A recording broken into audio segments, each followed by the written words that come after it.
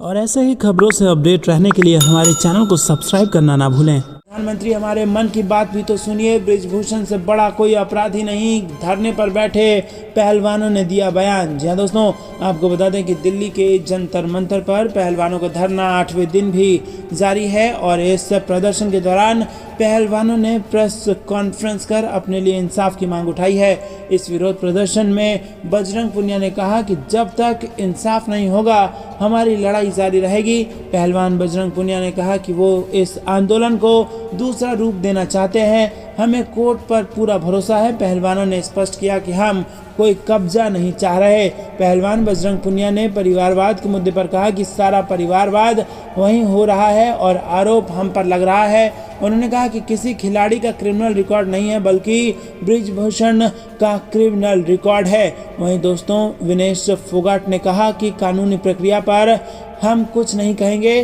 कई राज्यों में खिलाड़ी समर्थन कर रहे हैं और इसके अलावा विनेश फोगाट ने कहा कि प्रधानमंत्री हमारे मन की बात भी सुने। करोड़ों लोग हमारे समर्थन में बैठे हैं, यही हमारी ताकत है।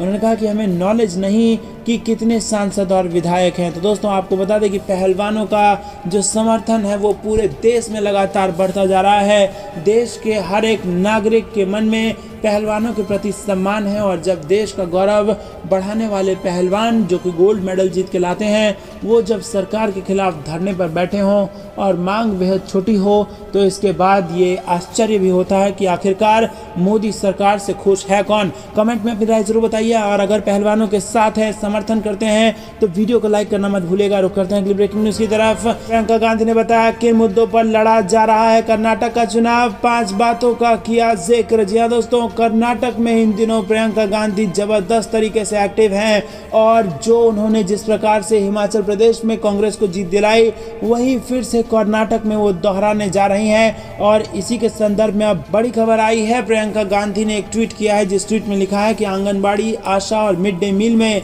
काम करने वाली बहनों का संघर्ष मैंने देखा है। आज कर्नाटक की उन बहनों के लिए कांग्रेस पार्टी की विशेष गारंटी की योजना है। जी हाँ दोस्तों, यहाँ पर विशेष गारंटी कांग्रेस पार्टी द्वारा कर्नाटक की महिलाओं को दी गई है और इनमें जो मुख्य बातें हैं वो ये हैं कि आंगनबाड़ी का मानदेय 15,000 रुपये बढ़ाया जाना है, मिनी आंगनबाड़ी का मानदेय 10,000 रुपये, आशा बहनों का मानदेय 8,000 रुपये, मिड डे मील में काम करने वाली बहनों का मानदेय 5,000 रुपये, आंगनबाड़ी से रिटायरमेंट पर 3 लाख रुपए और मिनी आंगनवाड़ी से रिटायरमेंट पर 2 लाख रुपए। तो दोस्तों यहाँ पर कर्नाटक की अपनी बहनों के लिए कांग्रेस पार्टी की विशेष गारंटी की घोषणा कर दी गई है।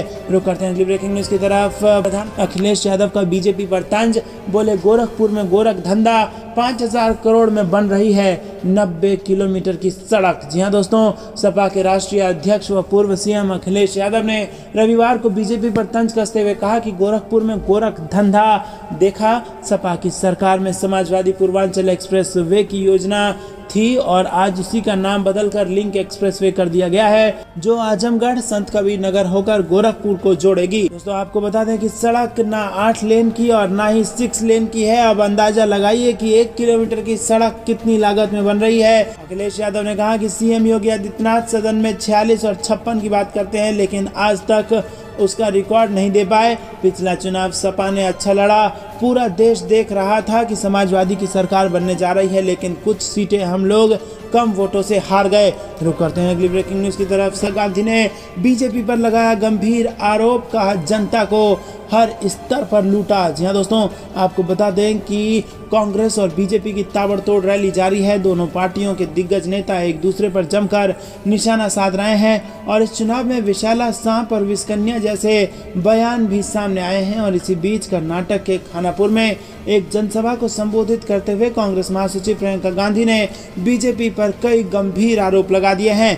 खानापुर में जनसभा को संबोधित करते हुए प्रियंका गांधी ने कहा कि भाजपा ने कर्नाटक की जनता को हर स्तर पर लूटा है और धोखा दिया है।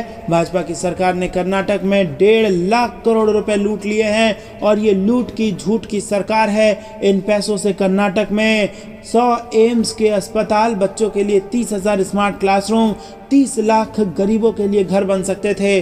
प्रियंका गांधी ने आगे कहा कि महंगाई, बेरोजगारी और विकास इस चुनाव के प्रमुख मुद्दे हैं। केंद्र की नरेंद्र मोदी सरकार मुद्दे से जनता को ध्यान भटका रही है और अगर प्रधानमंत्री नरेंद्र मोदी या बीजेपी के नेता जनता का ध्यान और भटकाना चाहते हैं तो वो करें, कांग्रेस ऐसा नहीं करेगी। शुरू करते हैं अगली ब्रेकिंग न्यूज की तरफ। सर्वे ने बढ़ाई बीजेपी आलाकमान की चिंता, कई विधायकों की छवि जनता के बीच ठीक नहीं, कांग्रेस ने कसा तंज। जी हाँ दोस्तों, मध्य प्रदेश बीजेपी आगामी विधानसभा चुनाव 200 पार का नारा लेकर आगे बढ़ रही है और इसके साथ ही 51% वोट शेयर को लेकर बूथ विजय संकल्प अभियान भी चला रही है। लेकिन इन सब के बीच पार्टी द्वारा कराए गए सर्वे में कुछ विधायकों की छवि अपने इलाके में ठीक ना होने की रिपोर्ट आई है और इससे बीजेपी आलाकमान चिंतित नजर आ रहा है।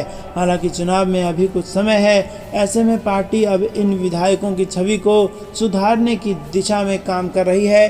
आमतौर पर कोई भी राजनीतिक दल चुनाव में टिकट देने के पहले कई दौर का सर्वे करता है ताकि ये प्रत्याशी का चयन हो सके और इसी के चलते बीजेपी भी कई दौर का सर्वे कराने में जुटी हुई है। दोस्तों आपको बता दें कि हाल ही में जो सर्वे रिपोर्ट ग्राउंड से मिली है उसके अनुसार कई विधायकों की छवि जनता और स्थानीय कार्यकर्ताओं के बीच में ठीक नहीं है और इसका पता तब चला जब कुछ कार्यकर्ताओं ने वरिष्ठ नेतृत्व को शिकायत की थी कि स्थानीय विधायक कार्यकर्ताओं के साथ मिलकर काम नहीं करते हैं। तो दोस्तों आपको बता दें कि लोग भाजपा के विधायकों से नाराज हैं और इसकी रिपोर्ट भाजपा के बड़े नेताओं तक पहुंच चुकी है, जिसके बाद मध्य प्रदेश में भी बड़ा उलटफेर देखने को आपको मिल सकता है, उथल पुथल देखने को मिल सकती है क्योंकि चुनाव बेहद नजदीक है। रुक करते हैं अगली ब्रेकिंग न्यूज की तरफ। कांग्रेस का बड़ा बयान, भाजपा किसी का सम्मान नहीं करती, कांग्रेस महासचिव प्रियंका गांधी ने पीएम मोदी पर साधा निशाना। जी हां दोस्तों, कांग्रेस महासचिव प्रियंका गांधी ने शनिवार को कहा कि उन्होंने नरेंद्र मोदी के तौर पर एकमात्र ऐसा प्रधानमंत्री देखा जो लोगों की व्यथा सुनने के बजाय उनके सामने अपनी व्यथा सुनाते हैं। वाड्रा ने कर्नाटक चुनाव से पहले धारवाड़ जिले के नकलगुंड शहर में एक जनसभा में कहा कि मैंने इंदिरा गांधी, राजीव गांधी, पीवी नरसिम्हा राव, अटल बिहारी वाजपेयी और मनमोहन सिंह से लेकर कई प्रधानमंत्रियों को देखा है, लेकिन मोदी पहले प्रधानमंत्री हैं जो लोगों को अपनी व्यथा सुनाते हैं। उन्होंने आरोप लगाया कि राज्य में भाजपा सरकार किसी का सम्मान नहीं करती, चाहे वो लोग हों, उनके वोट हों या वो राज्य हों जहां वो शासन कर रही है। उन्होंने कहा कि भाजपा वरिष्ठ नेता जगदीश शेट्टार जो हाल ही में टिकट नहीं दिए जाने के बाद कांग्रेस में शामिल हुए हैं, उनका और लिंगायत समुदाय का भी सम्मान नहीं किया। करते हैं अगली ब्रेकिंग न्यूज की तरफ। कपिल सिब्बल का बयान, मानहानि केस में सीएम शिवराज को भोगनी पड़ेगी सजा, कर्नाटक में भाजपा की हार का दावा। जहां दोस्तों सुप्रीम कोर्ट के वरिष्ठ अधिवक्ता और पूर्व केंद्रीय मंत्री कपिल सिब्बल जबलपुर पहुंचे और इस दौरान उन्होंने भाजपा सरकार पर जमकर निशाना साधा। उन्होंने कहा कि राज्यसभा सांसद विवेक तनखा मानहानि केस में सीएम शिवराज सिंह, वीडी शर्मा और भूपेंद्र सिंह को सजा जरूर मिलेगी और साथ ही उन्होंने कर्नाटक में भाजपा की हार का भी दावा कर दिया। दोस्तों ये थी दिन भर की सारी जरूरी और बड़ी खबरें। अंत तक बने रहने के लिए बहुत बहुत धन्यवाद। जानने से पहले वीडियो को लाइक, चैनल को सब्सक्राइब और बेल आइकन दबाकर कमेंट में जय हिंद लिखना मत भूलिएगा। जय हिंद, जय भारत।